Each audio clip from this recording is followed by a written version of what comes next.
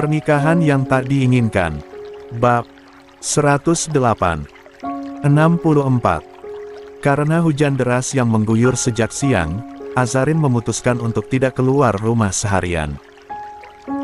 Dia menghabiskan waktu di teras rumah, menemani ibunya, Herlina, sambil menikmati pemandangan taman samping yang tampak segar akibat hujan.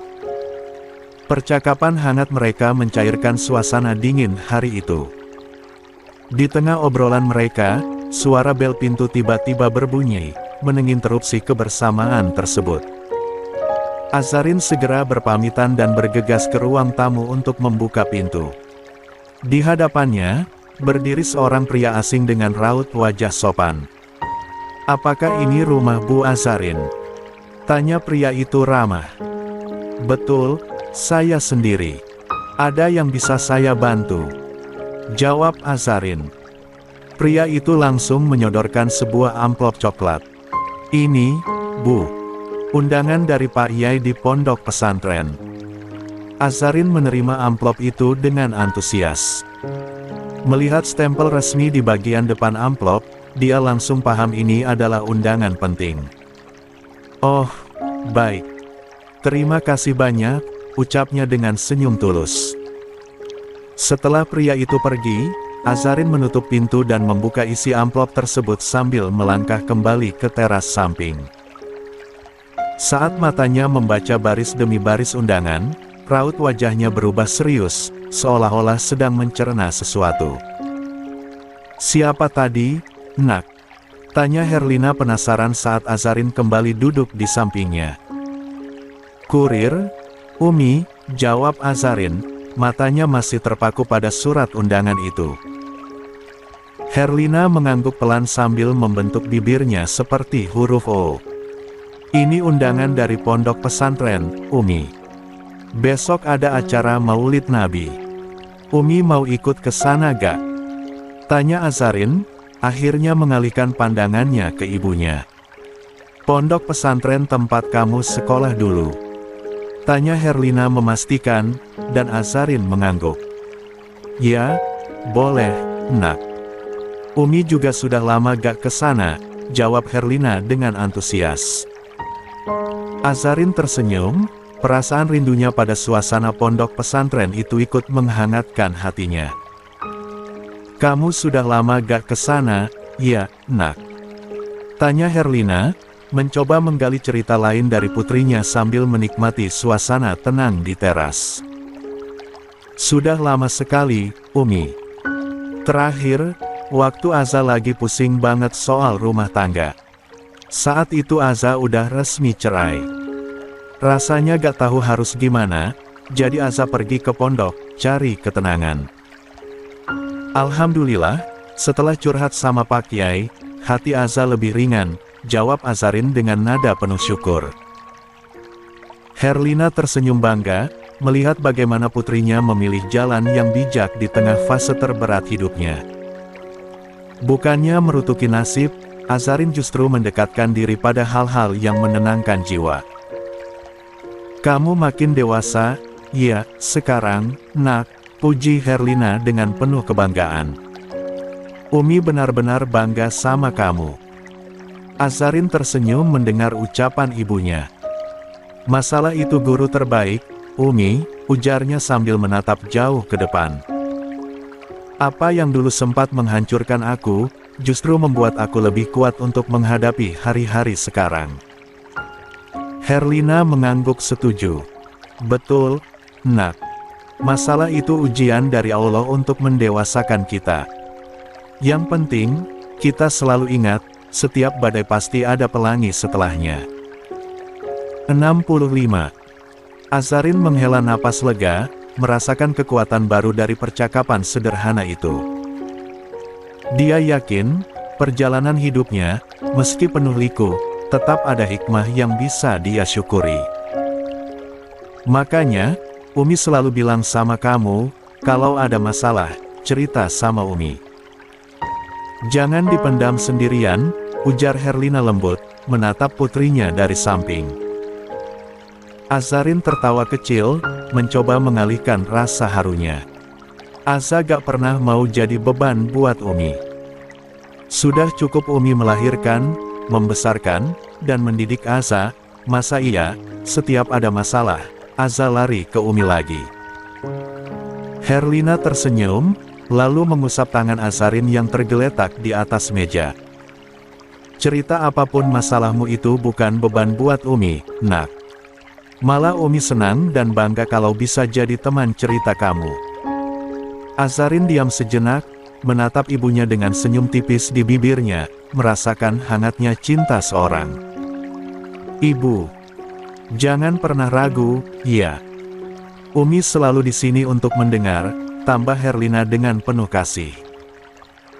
Azarin mengangguk perlahan, membalas tatapan ibunya dengan rasa terima kasih yang tulus. Suasana kembali hening, hanya diiringi rintik hujan yang membasahi bunga-bunga di taman samping rumah. Tiba-tiba, Herlina memecah keheningan.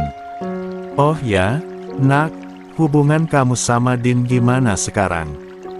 Tanyanya santai, namun cukup membuat Azarin sontak menoleh dengan tatapan terkejut. Din, gumam Azarin, mencoba mengumpulkan jawabannya. Baik, Umi. Hubungan aku dan Pak Din sangat baik. Kenapa? Azarin mencoba terdengar santai, meski jantungnya berdebar tak karuan. Ada rasa takut akan jawaban yang mungkin keluar dari ibunya. Herlina tersenyum tipis, matanya penuh kelembutan. Gak, nak. Umi cuma pengen tahu. Kalian sudah ada komitmen. Komitmen. Azarin mengernyitkan alis, sedikit terkejut.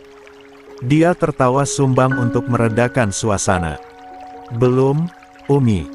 Belum sejauh itu. Kenapa belum? Apa kamu ragu sama Din? Tanya Herlina lembut, namun penuh makna.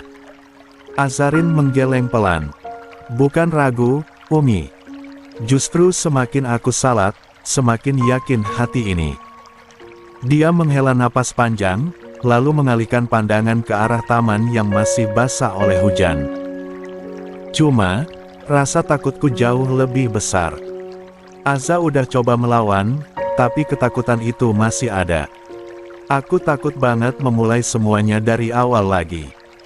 Suaranya melemah di akhir kalimat, nyaris seperti bisikan. Herlina menatap putrinya dengan penuh kasih. Mungkin kamu perlu bicara sama psikolog, nak. Mereka lebih paham bagaimana cara menyembuhkan luka batin. Azarin tidak menjawab, hanya diam menatap lantai. Herlina mendekatkan tangan ke bahu Azarin, memberinya dukungan tanpa kata. Kalau Allah sudah memberikan keyakinan, kamu tak perlu takut, nak. Semua yang Allah tetapkan, pasti yang terbaik untuk hambanya. Kamu hanya perlu percaya. Herlina tersenyum lembut, lalu melanjutkan, besok kita ke pondok pesantren. Umi sarankan, kamu tanyakan lagi ke Pak Yai soal apa yang kamu rasakan. Kadang, nasihat dari orang yang bijak itu bisa menguatkan. Azarin menoleh perlahan, menatap ibunya. Dia mengangguk kecil, lalu tersenyum tipis. Iya, Umi. Besok aku akan bicara dengan Pak Yai. Oh ya, Umi gak ada undangan di masjid dekat rumah untuk acara Maulid Nabi ini? Tanya Azarin. 66. Mencoba mengalihkan pembicaraan. Herlina menghela napas panjang sebelum menjawab. Ada, nak. Tapi Umi gak ingin pergi. Umi capek dengar gunjingan warga yang terus membahas kakakmu. Azarin tersenyum tipis, namun matanya menyiratkan kelelahan. Apalagi dengan aku memutuskan tinggal serumah sama Mas Jen dan Alea, ya, Umi. Pasti omongan tetangga makin ramai. Herlina menoleh ke arah putrinya, memperhatikan raut wajah Azarin yang mulai serius. Aku sebenarnya gak terlalu peduli, Umi. Mau diomongin apa juga terserah mereka. Cuma, kalau dengar langsung, kadang suka nyesek juga, lanjutnya pelan. Memangnya, kamu dengar apa dari mereka? Tanya Herlina penasaran. Sejak kesehatannya menurun, Herlina jarang keluar rumah, apalagi mendengar kabar tetangga. Ada aja, Umi. Bahkan ada yang bilang aku bakalan balikan sama Mas Jen, makanya mau tinggal serumah lagi. Azarin menghela napas, lalu menunduk. Aku capek terus-terusan menjelaskan. Memang begitulah dampaknya tinggal bareng. Astaghfirullahalazim, desah Herlina, menepuk dadanya pelan. Orang-orang itu bicara seenaknya, gak pernah berpikir kalau perkataan mereka bisa menyakiti hati. Azarin mengangkat bahu sambil tersenyum tipis. Biarkan saja, Umi. Aku anggap ini ujian. Hitung-hitung lagi panen pahala, ujarnya sambil tertawa kecil, berusaha mencairkan suasana. Ya seperti itulah, tinggal di lingkungan padat perdesaan. Kata orang mah, di kota orangnya cuek-cuek, tapi kalau tinggal di kampung, salah gerak saja, udah jadi bahan gunjingan warga 7 hari 7 malam, sahut Herlina sambil tertawa kecil. Karena waktu sudah hampir maghrib, Azarin segera mengajak sang ibu masuk ke dalam rumah. Dengan hati-hati, ia mendorong kursi roda Herlina menuju kamar, memastikan ibunya bisa beristirahat dengan nyaman. Sementara itu, Azarin memilih langsung ke dapur untuk menyiapkan makan malam mereka. Di tengah kesibukannya mengiris sayur, terdengar suara salam dari ruang tamu, disusul suara pintu yang dibuka dan ditutup kembali. Tanpa perlu menoleh, Azarin sudah tahu siapa yang datang. Kak Leia pasti, pikirnya sambil melanjutkan aktivitasnya di dapur, sengaja tidak menyambut langsung. Tak lama, langkah kaki Aleya terdengar mendekat, lalu muncul di ambang pintu dapur. "Sa, Umi di mana?" tanya Aleya dengan nada setengah tergesa. "Di kamar," jawab Azarin singkat tanpa menoleh. "Oh, oke." Aleya pun segera menuju kamar ibunya. La mengetuk pintu beberapa kali hingga terdengar jawaban lembut dari dalam. "Umi, Leia boleh masuk?" tanyanya sambil menyembulkan kepala dari celah pintu. Herlina, yang baru saja selesai berwudu, tersenyum kecil sambil mengangguk. "Kenapa harus minta izin? Masuk saja," sahutnya ramah.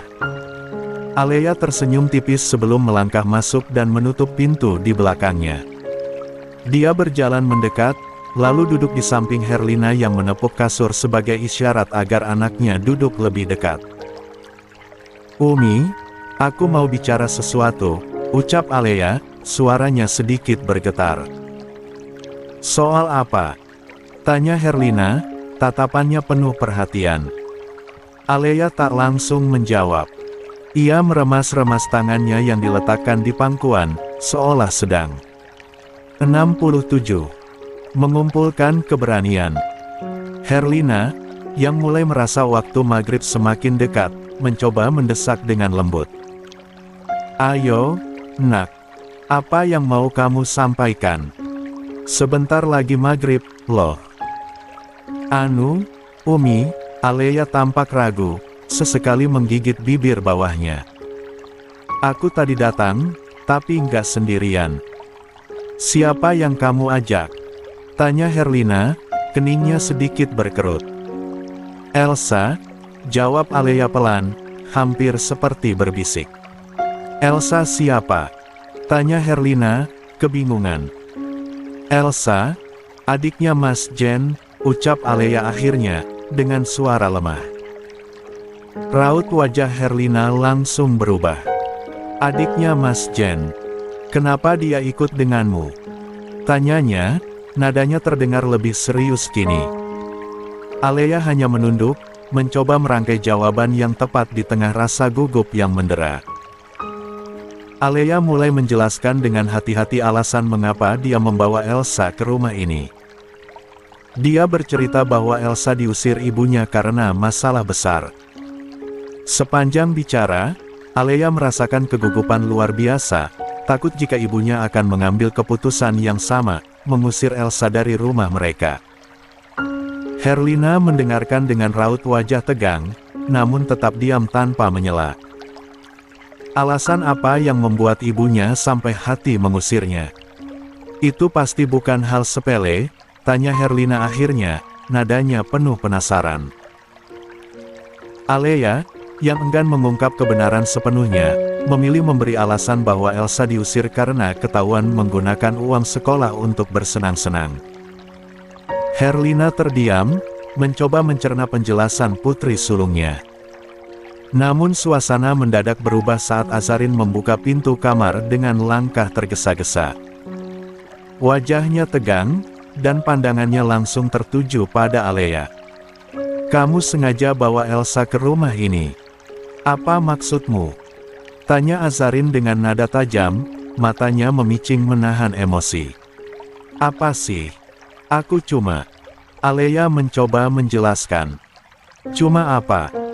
serga Azarin dengan suara yang tetap terkontrol, meski jelas penuh amarah. "Aku sudah bilang, jangan gegabah, Al. Ini rumah, bukan tempat penampungan." Alea yang awalnya duduk langsung berdiri. "Apa salahnya aku bawa ke sini? Kamu kenapa ribet banget sih? Malam-malam begini aku harus bawa dia kemana? Jangan jahat sama orang dong." "Jahat?" Azarin mendekat selangkah, matanya menatap tajam Alea. "Aku mencoba menjaga kedamaian rumah ini, biar gak ada drama lagi. Kamu yang seenaknya, aku dan Umi yang kena omongan warga nanti." "Ya ampun, cuma sehari 2 hari saja kok. Umi saja tidak keberatan. Kenapa kamu yang ngamuk-ngamuk?" balas Alea, nadanya mulai meninggi. Perkataan Alea itu membuat Azarin semakin terpancing. Dia melotot lebar, menahan dirinya agar tidak kehilangan kontrol. "Sekarang kamu bilang sehari 2 hari. Besok-besok. Jangan harap. Kamu sendiri tahu ini gak akan sesederhana itu," ujar Azarin tajam, jarinya menunjuk Alea. Sementara itu, Herlina berusaha melerai kedua putrinya. "Sudah, Nak. Jangan ribut seperti ini," ucapnya. 68. Lembut, tetapi tegas. Namun Azarin tidak mundur. "Kamu yang bawa dia, kamu yang urus. Sekarang juga cari kontrakan buat dia, atau aku yang suruh dia pergi," katanya penuh emosi. "Apa sih sebenarnya masalah ini? Kenapa Aza sampai segitunya ingin Elsa pergi?" tanya Herlina, nada suaranya ingin tahu tapi juga menenangkan. Alea langsung memanfaatkan situasi, merasa mendapat dukungan. "Tuh kan, Umi. Lagi pula, rumah ini milik Umi. Wewenang sepenuhnya ada di tangan Umi, bukan dia," katanya, nadanya penuh kemenangan. Azarin menghela napas panjang, lalu memejamkan mata sejenak untuk menahan emosinya. Dia tahu, alasan Alea yang hanya sehari 2 hari saja hanyalah kebohongan belaka. Elsa tidak akan pergi secepat itu. "Kamu tahu kondisi Elsa sedang hamil, kan?" "Oke, sekarang memang tidak ada yang tahu. 1-2 bulan ke depan, perutnya mulai kelihatan. Lalu, apa yang akan kamu katakan ke warga? Apa yang bisa kamu jelaskan? Kamu selalu saja bikin masalah tanpa pikir panjang," ujar Azarin tegas, suaranya bergetar menahan kesal. Herlina terdiam, terkejut mendengar fakta baru. Elsa hamil. Dia menutup mulutnya, berusaha mencerna apa yang baru saja didengarnya. Keadaan semakin memanas saat Azarin menatap Alea tajam. "Keputusanku sudah bulat, Al. Kamu yang bawa dia pergi hari ini, atau aku yang pergi dari rumah ini. Aku sudah cukup lelah menghadapi semua keegoisanmu. Kamu selalu bertindak tanpa memikirkan dampaknya pada orang lain." Azarin menyelesaikan ucapannya dengan nada dingin, lalu berbalik meninggalkan kamar tanpa menunggu jawaban. Alea, yang ingin mengadu pada ibunya, langsung terdiam saat melihat tatapan Herlina. Tidak ada lagi kelembutan di sana, hanya ketegasan dan ketidaksetujuan yang jelas terlihat. Umi setuju dengan perkataan Asa.